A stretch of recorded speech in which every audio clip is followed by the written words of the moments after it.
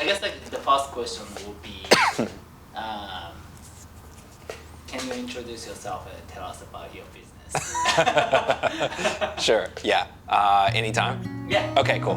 My name is Christopher Dean. I own the Handhold Studio, currently based in Eugene, Oregon, and we handcraft client collaborative furniture that we design individually for spaces. Everything's handcrafted.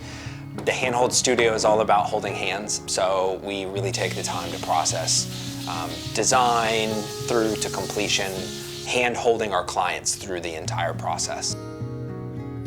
Most of the work that I do falls like really cleanly into mid-century modern, but I am inspired fairly equally between utilitarianism or pragmatism and natural design. Nature never really goes out of style.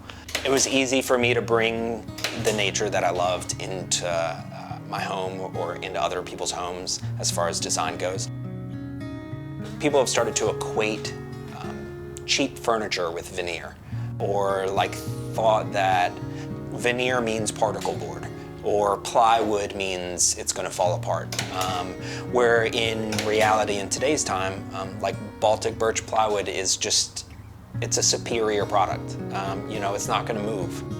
With solid furniture, you can't really predict efficiently how things are going to respond in certain environments, or you can, and then you have to make like door reveals, so like the gap between the door and the cabinet wall, so that come summertime when when wood swells, they can still open, or drawers don't stick, that sort of type thing. But with veneered processes, I can predict and make sure that my furniture acts the same way no matter where it goes in the world. Most of my sustainability I put on reducing my material usage as much as possible and capitalizing on slow design. I really enjoy like the mentality of like working diligently but slowly and like thoughtfully. And if I'm just buying up a ton of wood and bringing it in the shop just cause, a lot of times maybe I won't, maybe I'll just be building for the sake of money. And that it doesn't feel right for me. It feels ethically ambiguous to me to buy up a bunch of wood and see what I can make out of it and see how many dollars I can get back from it. I'd rather not spend the money until someone says, this is exactly what I want, and then I can go in with a mission, with an actual purpose, so that every board that I bring home has predetermined destiny. Like this cabinet that's like the one that's behind me, one piece of wood made every face on that entire cabinet, because I was able to take just one piece of wood that was like 2 inches thick by 6 inches wide and resaw them to 2 millimeters essentially, and then adhere those faces to a superior product, Baltic birch, the substrate. So now I've made that one piece of wood uniformly, like look uniform across the entire cabinet itself, but also stretched it out to where that tree that got cut down, the ash tree, I've only used an incredibly small percentage of that tree in order to make this one piece of furniture. I know how it's going to move. Like I know that it's not going to warp, it's not going to buckle, it's not going to sag, because wood is an organic material, so it's going to move with time and in seasons. But I know how it's going to move because it's laid on a superior substrate.